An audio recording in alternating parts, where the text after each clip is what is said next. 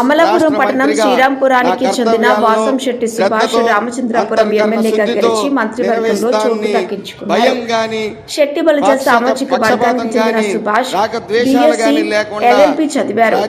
SF స్వచ్ఛంద సంస్థ సేవా కార్యక్రమాల ద్వారా ప్రజల్లో పట్టు సాధించారు. వైసీపీ రాష్ట్ర యువజన విభాగం సంయుక్త కార్యదర్శిగా పనిచేశారు. ఆ తర్వాత టీడీపీలో చేరారు. ఈయన తాత సత్యరాజు తండ్రి సత్యం అమలాపురం కౌన్సిలర్ గా పనిచేశారు. ప్రస్తుతం తల్లి కౌన్సిలర్ గా ఉన్నారు. అమలాపురం మున్సిపల్ చైర్మన్ అవ్వాలని తాత వాసంశెట్టి సత్యరాజ్ కళ. అయితే నేడు మనవడు సుభాష్ మంత్రి అయ్యారు. సందర్భంగా అమలాపురంలో అభిమానులు సంబరాలు.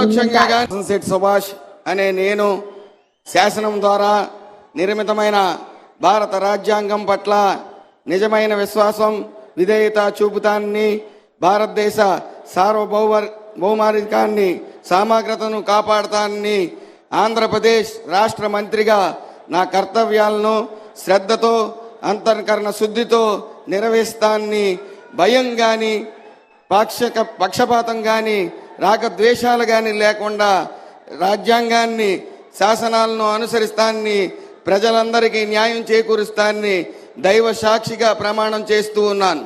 నేను వాసంశెట్టి సుభాష్ అనే నేను ఆంధ్రప్రదేశ్ రాష్ట్ర మంత్రిగా నా పరిశీలనకు వచ్చిన లేదా నాకు తెలియవచ్చిన ఏ విషయాన్ని నా కర్తవ్యాలను